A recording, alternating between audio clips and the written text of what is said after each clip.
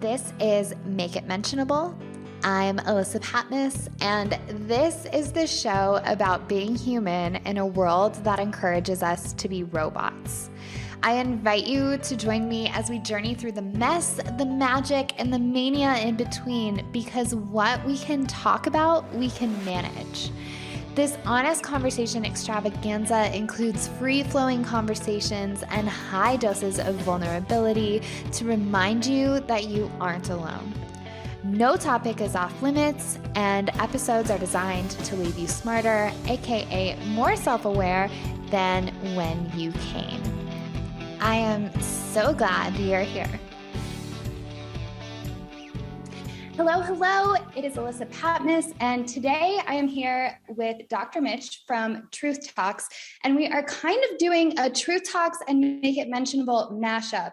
And Dr. Mitch, I'm so excited to be here and to be talking with you because I love the mission of what Truth Talks is all about. And so for people who maybe aren't familiar, can you give a quick summary around what really the mission of having this conversation is for you?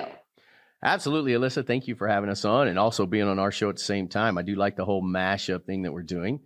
Really what happened with this situation is I actually saw you and I liked what you were doing. It's a story-based type of format. You're here in Colorado.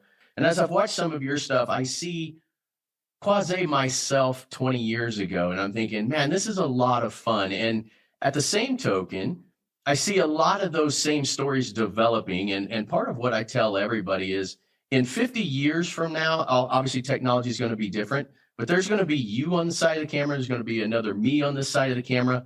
And the thing about the human condition is it's probably going to be a lot of similar stories. Yes. So I think we should dive in because neither of us really do surface level conversations in either of our shows. So I think we should start with a bigger topic, and that is mental health.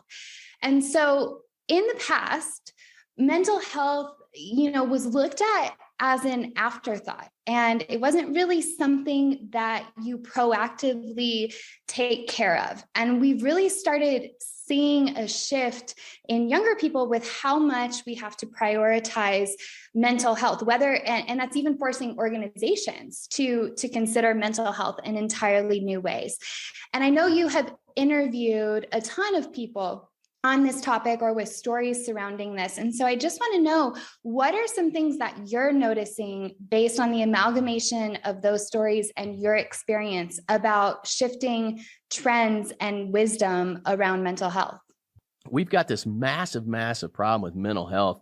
And I think there's different levels of it, though. So there's certain levels of mental health where, listen, these people need absolute professional care. I mean, somebody who can really sit down with them. They're going to be non-functioning in life. There's just going to be a whole level that probably you and I, through our storytelling, our podcast, we're probably not going to help these people. There's another sector that is really based around the world, the community, and how others want us to think. And we're so group-minded now with politics, the division of race, the division of all this stuff, that we are putting such an undue stress on people to be a certain way, act a certain way, or to be labeled a certain way. And when that happens, you have stunted all growth in that person. There's no more looking for a dream. There's no more, like you doing this podcast. I'm inspired by your podcast because you have a dream. It's actually a unicorn now. Most people don't have a dream. They're just trying to get past every day of what's wrong with them.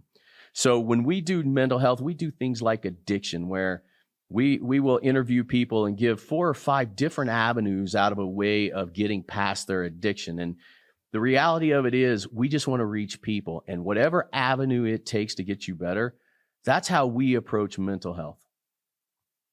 I want to go back to what you were saying about labels, because I've had a very intimate journey with labels as it relates to mental health. And I think there's some nuance here that's really important.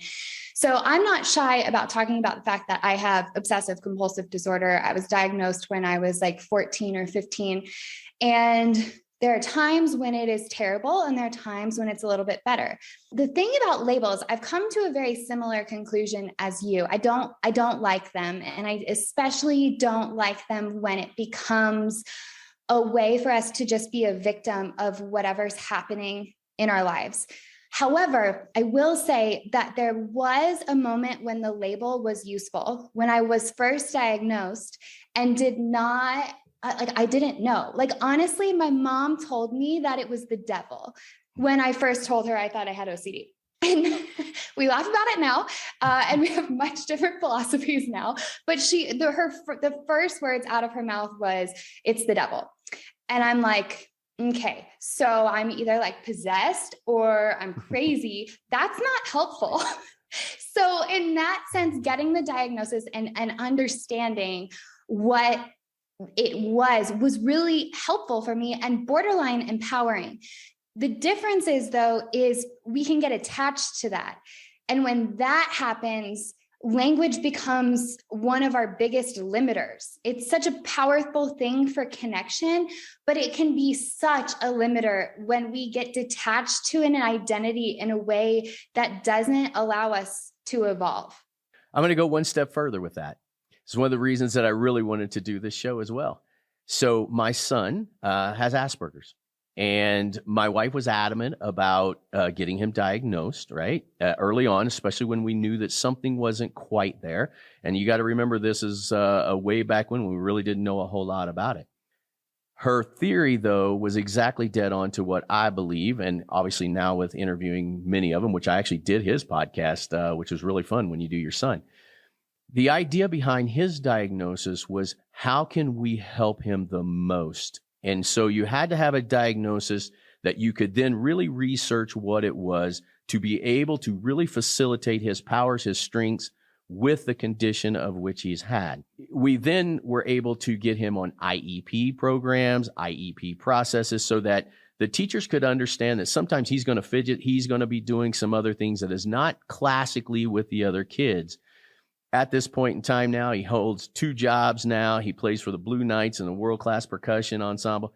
It's amazing. I agree with you 100%. So it's a language that people do, and people want to jump on that. I'm a big believer in diagnosis, but the crutch, when you use that as a way of escaping success, a way of escaping responsibility, that's not okay. And I think what you do, what I do, it's just about helping somebody get past a little bit something else without saying, tell me about your childhood. Tell me about what has happened to you in your life. And I know this is not popular among a lot of people, but tomorrow's a brand new day. And if you want to start a whole new life over tomorrow, you can sure do it, because the only people give a shit about your past are the people that probably don't give a damn about you anyway. And yes, and that's why clinging to identities can limit us from being able to do that. In reality, we could shed whatever we wanted tomorrow and pretend to be a new person, but we put all these boxes around us where we don't see that's possible. To some degree, I love having conversations about mental health because it gives very concrete pictures. And I also think it opens the door for vulnerability. If I can be vulnerable about having this and add some humor to it, then maybe it makes it a little bit easier for someone else too. But on top of that, mental health can also look like the extremes. So for the average person who might not have a diagnosis, you also said something else really important around living every day like they feel like they just have to be better, or like they're not their best, or thinking something's wrong with them. I think going around with that type of thinking, this feeling broken, can impact our relationships more than we realize too. And so I think we should talk just a little bit about for the people who aren't at the extreme and who feel sort of like they're walking this middle ground of maybe they have compounding health issues, or maybe their thoughts are just kind of in the dumpster right now because life's a little bit harder. What are some things for them? What are some things that you've learned from the mental health sphere that can also help when it's not the extreme and it just feels average? For most people, right, you have created your own story. That's where that kind of stops. And so a couple things that you will recognize, the more shows that you do, the more experiences you get with story, the more experiences that you hear from people, you start to really collectively get this really great understanding of human thought process. It's pretty intense and it's pretty insane when you start averaging all this stuff out. There's a certain human behavior pattern, and we could get into brain chemistry, we could get into all that stuff, which is really in depth and it's really pretty awesome. But a person has to really truly understand human behavior and the human mind and the chemistry that goes along with that. And it's a detailed process. So you got to understand that sometimes when you have fight or flight, you're hyped up, it's going to give you a certain story that day. You may feel the victim. You may feel the aggressor. You may feel like right now, if you happen to have won the Powerball last night, this podcast today would be so significantly different than not winning it. Everything I said, you would absolutely 100% get along because you wouldn't give two damns about it. You'd be like, I'm going out to find my new vacation home and I can't wait to get this podcast over. And you'd be the happiest person in the world. That's understanding human behavior. So a person has to really look back and say, is it the story I'm telling myself or is it the story other people are seeing? We see it over and over and over doing truth talks and when I'm doing interviews for books. For the most part, almost no one truly cares where you're at or where you're going unless it affects them. So most of the story that you're putting on yourself is purely the own pressure that you do. And it revolves around relationships. It revolves around money. It revolves around children. It revolves around diagnosis and your overall health. A person has to really understand the entire picture and profile of that. Otherwise, it doesn't work. We had a guy who had an addiction in college. He's now an addiction specialist. One of my favorite podcasts I've done, Brian Wall. He really understood that he was manipulating the system because he could get away with it. And until finally he got called out on his own shit. And when that happens, that's that real eye opener. But we give so much latitude now. Back in the day, you didn't get that. Most people, unfortunately, they don't really recognize who they're listening to. And I tell people all the time, whatever you surround yourself with, whoever you listen to, it's how you're going to think. It's going to dictate your chemistry. It's going to dictate your emotions. It's going to dictate everything. So a guy like Jordan Peterson, whether you like him, love him, hate him, the problem is he tells you directly how it works with both, not only human psychology, but human behavior. And the guy's just a freaking genius. So that's really where I would go down that line. Yeah, I think it's interesting because, there's the path of people who look at trauma, and I'm a firm believer that trauma shapes how we cope and the coping strategies that we choose to employ to survive. And so, but to me, that's only one doorway. And so, a lot of people preach that as like, okay, you have to go back and you have to look at everything. And the reality is that at any given point, some person might not be ready to go that far. They might not be ready for that. And so it's the different doorways in. And for some people, that's a very mental activity, like writing their thoughts out, reorganizing them. But there's another one that I've had to learn the lesson the hard way around, and you mentioned the nervous system, around the body being an entry point to moving through those stories much quicker too. And just being able to say, okay, wait, my hands are kind of clammy right now. Maybe I'm nervous or my breathing is speeding up a little bit. And it just being that, okay, my breathing is speeding up a little bit. It doesn't have to be this 50 sentences later story of, and now the world is ending. Right. You're so right. But you actually mentioned the key, in my opinion anyway, it's vulnerability. When you are vulnerable, here's the one beautiful thing about the human condition. Everybody truly does want to help you. Now, it doesn't mean you're going to get great information or great advice, but most people do act out of love. This world is not as divided and as crazy as people want to make it. I've talked to too many people. Majority of people truly want to help you out. Just get that vulnerability. You know what? I've got OCD and man, I'm really struggling with this. Somebody's going to say some nugget. We tag it in Truth Talks as 8 seconds in every conversation has a chance to potentially change your life. Just be vulnerable. I think Brene Brown made that very clear when she did her TED Talk, right? Is just be vulnerable. And when you are, you're going to find the answers that you're looking for. I agree. And vulnerability is something that I think is challenging because we're not always modeled how to do it, or it doesn't always feel safe, or people have, stamped on us when we've been vulnerable in the past. And so it's first being willing to be vulnerable with yourself, I think is critical, and acknowledging the pieces of you that you like and don't like.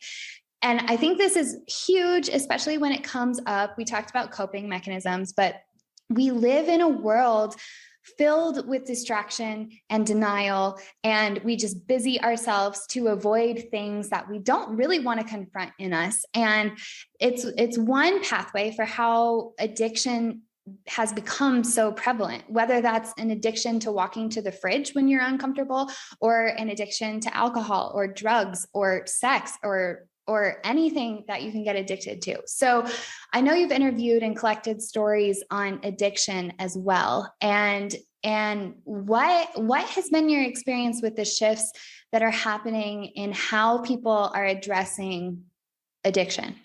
So yeah, another great topic. Addiction is just, I think we're all probably addicted to something. In the experience that I've had with all these different types of addictions, if you will, it really comes down to purpose and do you have a desire for something bigger than your addiction? And then many times that's actually the answer to the addiction problem. And from a lot of what we hear, addiction kind of comes from this idea where that's too hard. I don't understand it. I don't want to learn the knowledge to go do something else. And then they fill that with something that is usually not in the best interest of behavior patterns. And many times it's addiction. Addiction is, there's either a road out or you're going to stay on the road you're on. And for some people, we ran a story where this guy, again, he was throwing F-bombs. He was in your face. He was calling people losers for being drinkers. And we still ran that segment because I know there's a certain part of the world that has to hear it that way. We had the other guy who said, listen, man, I found God, and that was the only thing that got me out of this. I just kept praying every day. I got to have a break. I got to have a break. His own family had shunned him. Everybody had shunned him. He'd borrowed money. He sucked it up in alcohol and drugs and so on and so forth. That was his way out. And we had another guy who just literally got tired of being addicted. And he said, I'm just going to change. And he did it all in one day. It wasn't like he had to wean off or see somebody or do something. He says, I'm going to quit. There's something bigger for me and I'm going to find it. So it's, again, the reason that we run all kinds of different stories is exactly that. There is usually no one thing that is going to make you stop being addicted to whatever. This leads down to that, again, it's understanding human behavior. When that brain gets those real endorphin responses of those funny videos that might be 2 minutes, next thing you know, you've watched it for 3 hours. That's an addiction. Whether we like it or not, it's an addiction. So I think a lot of that is defining the terms and then really deciding how do you need to come out of this and what else is it affecting? And my kids know if it's affecting their grades, well, I'm going to take away their addiction source, right? I think it's also there's not always one way. And I love that you keep bringing that up around why you share and interview so many people and share so many stories, because there's not one way that's going to work for everybody. And I think that's the hard part of being in such a specialized society, because if you go to any specialist, they're going to tell you, this is the way that it has to be done. This is why it came up. And this is how you're going to fix it. And I just don't believe that. I don't believe that. And it also matters at what point you're in, because at times, if you're not ready to change, it doesn't matter what strategy you try to adopt. It's not going to work if you don't want to change. And someone who I respect deeply around the topic of addiction is Dr. Gabor Mate. Have you heard of him? I've not. I highly encourage you to look up his stuff. I basically started the podcast because I would love to have Dr. Gabor Mate on at some point. And he's very well known, but he worked in addiction centers. He was a medical doctor and he switched more over to the human behavior side of things and worked in addiction centers and just saw different things with people's stories and the way that trauma was not being talked about and how people didn't understand that addiction can be cultivated from or as a coping mechanism. Like, we don't give people the language to understand that we're doing this as a way to cope with something, and allowing yourself the compassion to unwind what that is. And so he came out with a film recently, a documentary called The Wisdom of Trauma. And it's amazing. It's really, really great for unwinding some of the language around how we've gotten to this place where addiction is so prevalent. So again, it's the idea of sharing your vulnerability with a lot of people, not one. There is no one person that has all the answers. It's multiple sources.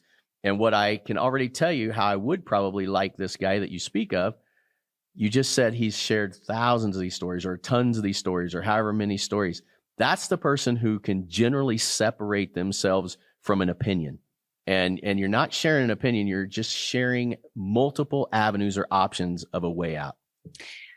I agree. And I have to add some nuance to it, because I think nuance is where the magic is, and especially in a soundbite culture. I think there's a gray area in this distinction, because I think in the Western world, we tend to willpower through everything. Like everything comes down to willpower. And we live in a very fast-paced, individualistic society. We're disconnected from the natural rhythms of nature in many ways. And I think part of what we see younger people trying to do, at least in some circles, is like reintegrate pieces of nature in different ways, and not just in new age circles, but like people who think about housing differently or whatnot. And so for me, I agree that sometimes like you have to be able to suck it up and not devolve into the challenges so much that they just consume you. And that's what we see a lot of people doing. At the same time, there's also this pressure of like, oh, just suck it up, like do it, go, get through it. It's not a big deal. And that can lead to feeling like self-care is just willpower, or personal development is just willpower. And I have a problem with that, because there are times when patterns that you're dealing with, obstacles, things that you need to learn to uncover more of who you are, take longer. It's just, we can't control how fast it goes all the time, and it takes longer. So the nuance for me is we have to be able to have a lightness about that. Like we have to be able to sort of laugh at the obstacles that come our way so that we can move forward, but not let them completely consume us, but also not deny them and just shove them down to the point where we're just like pretending like everything's fine, but we're so rigid. And really, if someone poked us the wrong way, we would explode. All of human greatness comes from failure. Every single aspect of it comes from failure. If you don't fail, if you don't understand loss, if you don't understand hard times, you're never going to find the success that most people consider successful. Uber successful people have all failed way more than once, usually 10 times, and miserably, but they just kept going. They persevered through it, and they said, you know what? Yeah, it happened. I'm going to buckle up. I'm going to do it again. So there is a gray area. The moment that somebody says, you know what, you're right, this is the reason you failed, they're done. That's over. I mean, that's statistically proven time and time again. The human psyche just can't handle it. And it's even getting worse in an area where we're so endorphin driven and where it's immediate gratification. I need to do this now, and I need to be a millionaire tomorrow. Not going to happen for most people. There's one or two, but for the majority, it's not going to be there. Yeah. And I think a lot of that, I hear twinges of resilience in there, and it might be a discussion around that, where I don't think we're often modeled resilience or taught resilience. And so it's one of the things that like has to be hard earned in a lot of ways, but it's something that truly can be cultivated. And I think part of it is being more in touch with our emotions, but not from like a soft, sappy way.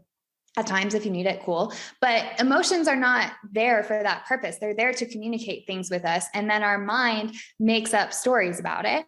And so the resilience piece comes in with how can you navigate emotions and not let them turn into, again, this paragraph long story that now has you thinking you're the worst person in the world because you have failed at something. And having a better relationship with our emotions in a lot of ways, I think can help us bounce back quicker, because really that's what we're talking about, is what's going to unlock your key to be able to bounce back quicker, because that's how you become successful, because challenges are inevitable. We always say, get so busy that your emotions don't even come into play. I don't know if I agree with this. Get busy. Just get busy. It's that same thing. Like, who doesn't have emotions? We all do. If I'm angry about something, why am I angry about it? 9 times out of 10, it's because I didn't do something that I should have done, and now I'm angry about it because it all falls back on me. Everything in your life story is how you react in your emotional state of mind, and that is not a situation of story. That's actually a situation of human chemistry and human behavior. And we have science. We can predict these things. There's so much science out there that really hammers home all of the reasons why we're having these emotional reactions to things. We just don't want to look at it. And because sometimes that's an emotion. It's like, oh, I just kind of would rather deny that than say, oh yeah, shit, that's me. Well, we also want to be happy all the time, but we're not meant to be happy all the time. And so it's the ability to sit in discomfort. People can use busyness as an addiction too. It's like, I don't want to deal with anything going inside of me going on. I don't want to deal with how I'm processing things. So I'm just going to go be super busy, which will eventually lead to a crash and burn. But I'm with you in the sense of like, okay, if we're starting down the spiral path, wait, let's divert attention, go to a new place. For me, it's playing piano now. I had this strong urge where I wanted a keyboard. And I think it was because intuitively I knew that if I start overthinking, I can just go play the piano instead. And it changes the thought process. And then 10 minutes later, I'm fine and can come back to what I was on. So that version of busy, I'm totally with you on. Yeah, again, it's definition, right? Like each person is going to define their own definition to whatever it is that someone says. But at some point, no matter what it is that you're going through, you got to make that decision to move forward, to move past it and get on so that you can become productive. Well, yeah. I mean, at that point, like if we go super high up, then it's the question of like, are you choosing to live or are you choosing to die? Because for every second you're not choosing life and evolution, you're effectively choosing death, because we're living and dying at the same time all the time. You're not moving. It's just a perspective. So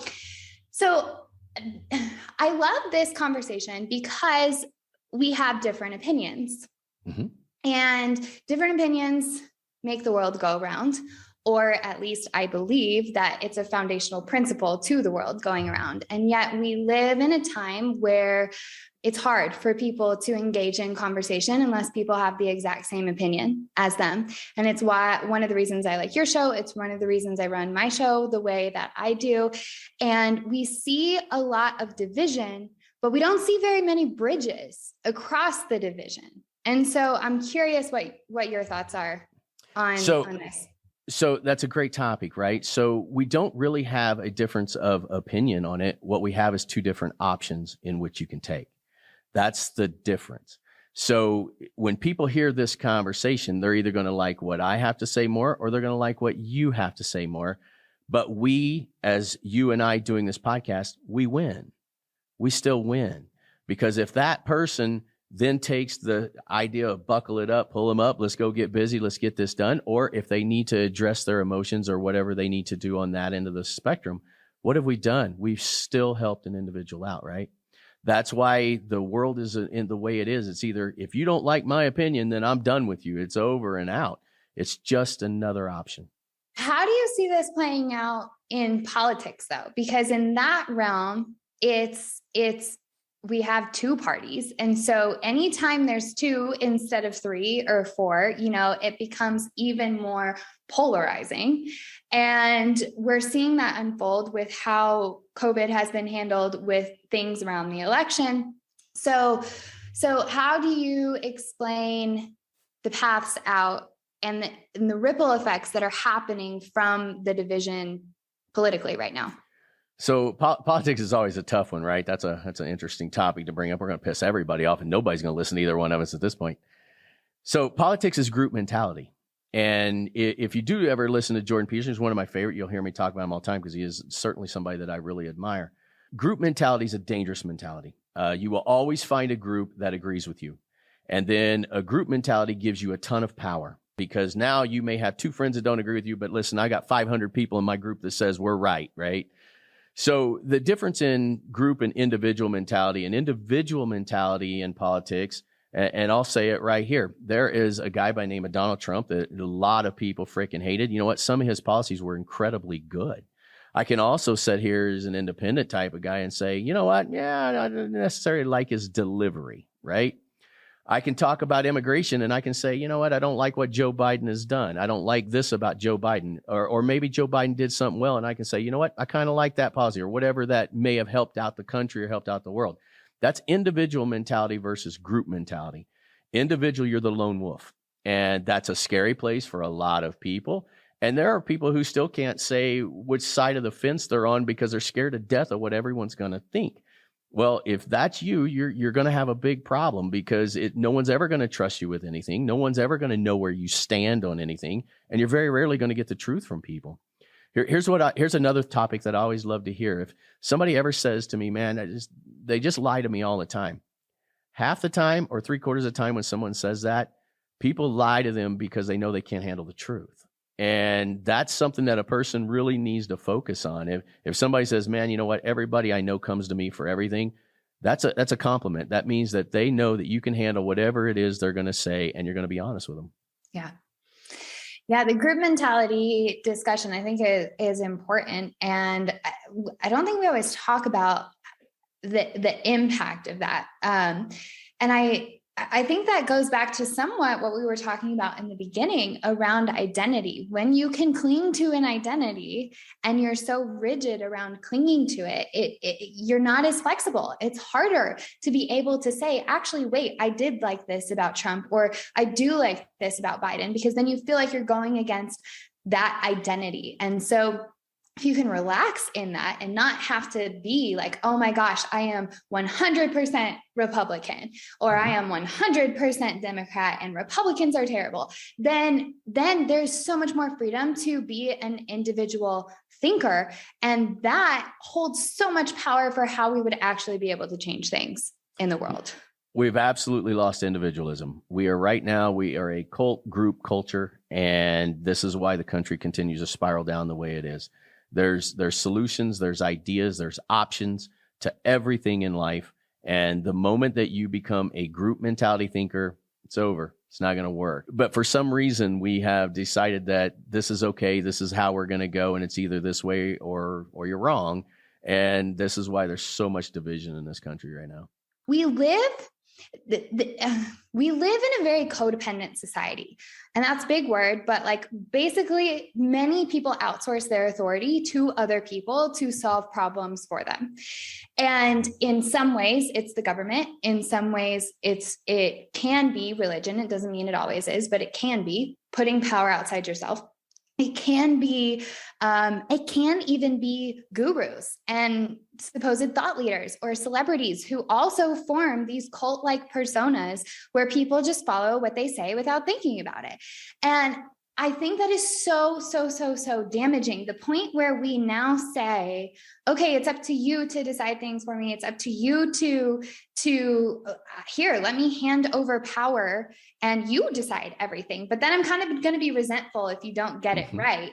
We do this in our intimate personal relationships too, from time to time, where we give the other person the power over us, but then we resent them when it doesn't go how we wanted, but we didn't actually express our needs. And it is rife in storytelling and the dramas that we see on TV. We see codependent relationships as the model, and it is destructive beyond belief. And it pops up in multiple areas of society. And so for me, I think one of the biggest things to start shifting people out of that is the simple act of like, what do I need today? Because so many people can't answer that. If you go in with it being the lens of, okay, how can I be more of myself around other people? That opens up the power to truly be an individual in a group, which is something that people are terrified of at times because we get so concerned about what other people think. So when I lead experiences, that's one of the things that I'm always trying to encourage and create environments where it fosters that essence of how do I learn to be myself around others? Because so many things we try to shut down or protect ourselves or hide off or cut off vulnerability so that we don't have to do that because we're too worried what other people think. When you're worried about what somebody else is thinking, forget it. It's already done for you. I have similar experience with that path. And I always say to myself, like what I appreciate appreciates, because where we choose to place our attention matters so much. And so are we placing our attention on what we don't want, or are we placing our attention on what we do want? That is the choice that we get to make every single day that drastically shapes how events in our life unfold on any given day. Yeah. I think you're exactly right. So there are some other topics that we have not talked about. One of them being God. And I'm trying to decide how I want to throw this out here. So there are new age circles. There are traditional religious circles. There are non-spiritual circles at the moment. I grew up very religious. And then when I was in high school, it was no longer for me. And that doesn't mean I don't have a respect for certain practices of religion, but it means it's not for me anymore. And I have a very possibilitarian approach to life now, where I'm like, I don't need to know the answer. And that has been such a huge thing for me, getting to the point where I can be more uncomfortable with the unknown. In some ways, that's helped with OCD, because I'm not trying to control everything in the environment then by tapping stuff. So there are all these different interpretations of who God is and what God can be and what God does for people. And I am sure you have interviewed tons of people who bring different perspectives there. So what are some things that you've noticed by hearing so many stories about people's relationship with God? That's one of my favorite topics. Literally, this is a topic that could go on and on and on and on. So when producer Chad and we started this thing, we knew that a lot of these stories that we were going to do are going to be super heavy stories. And what's really fun about some of the stories that we've documented, one of them was a guy by the name of Mark Ozgeist. He was in the 13 Hours in Benghazi. They made the movie after the guy. He was on the building shooting all these insurgents as they're coming up on our annex. And I said, Mark, what got you through that? And he says, you know what? He says, during that moment, he goes, there was two things I thought. Either I'm going to see God or I'm going home to see my wife. I thought, whoa, okay. And he goes, and I was good with either one of those. And we did another one with a Navy SEAL, Chad Williams, a guy that had a lot of issues growing up, and he gets through the Navy SEAL program. He goes to this Jesus thing with his parents. His guy ends up getting saved and changes his entire outlook on life. Some of the addiction stories, God comes up, and we're like, wow, you know what? A lot of these stories that we're doing are faith-based. I mean, there's just a whole lot of faith-based. Me personally, I believe with 100% of my fiber, there's a God. I believe there's something after this. There's no doubt. And so sometimes when you're doing stories, sometimes God shows up, maybe because I want him to, right? Another option of the way things go. I'll leave it at this with this. I think this is a great topic to end on, right? We just went to the pinnacle. We just went to God, right? So there's something special to me about when I think of God, and the way I think of it is I pray over my kids. I want them to be safe at all times, for health, for finances, for everything that goes. And for me, my relationship is always that, I just want the good in people. I want to see the good. I want the blessings. I want anything that can come my way that just makes life easier. And when I was doing my research with Sam Harris, the conclusion I came up with was, listen, I either got to believe a human being as one of the most fallible things out there, right? Which brings up another topic. If God made us in our own image, why are we so fallible? Well, I believe if we weren't fallible, we would never need a God. There would be no need. If we were all perfect, there would be no need for that segment, right, of life. So I can just tell you from my experiences, and I'm not here to convince anybody of anything, but I can tell you my experiences on the heaviest of heaviest stories that we do. And I have documented not only with book format, but also in True Talks. When it gets to a point where there is no return, it is astronomical, the percentage of people that turn to God and find the way out. And that's kind of where I would leave that segment. I think, can I add something really quick? Add it. Okay. I think something you said is really, really important that also drives home the mission behind your show, and to an extent, my show. And that is, not having to convince anyone. And I think you hold so much more influence when we take that approach, because rather than trying to coerce someone or persuade them to think like we are, showing up and sharing from this place of, hey, here's my experience, leads to the ability for me to think, okay, what about this relates to my life? What do I agree with? What do I disagree with?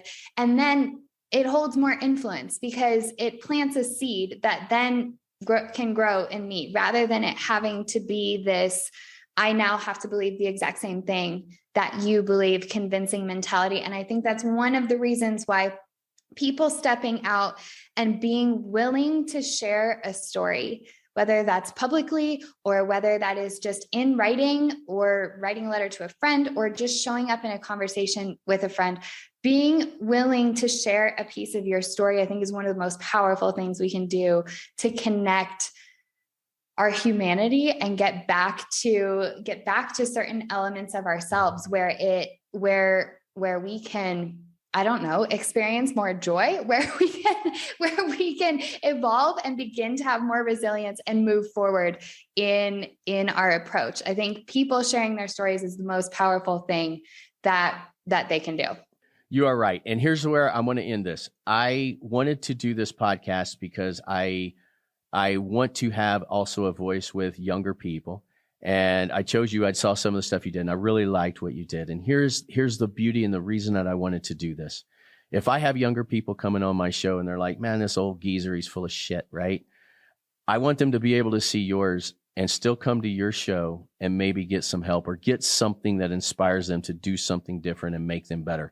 Listen, no one's going to agree. Not everyone's going to agree with anything we say. And that's just the way life is. But I love speaking. I love this conversation. I actually love this podcast. And I think, again, the beauty and what we want to come out of this is whether or not we agree on everything, agree on each topic, or how we even approach this topic. Today, we have given options to some people, and they can then decide, hey, you know what? I still want to get better. I'm either going to go this way or that way. So I appreciate you so much for taking this on and doing some research and doing all that stuff. But that's really what I wanted out of this podcast, and I feel we nailed it. Thank you so much for having me and for doing this mashup. I love this format and it was fun. I loved it. And I think that, there are nuggets in here, whether for whoever people resonate with. I love it. You've just finished listening to another episode of Make It Mentionable with me, your host, Alyssa Patmos. If you're looking for more in between episodes, then sign up for The Peel. It's my free newsletter that gives tips for how to navigate whatever life dishes. And it's also the place where I share the juiciest of stories. To check it out, head on over to alyssapatmos.com/The Peel. Thank you so much for tuning in, and I'll see you next time.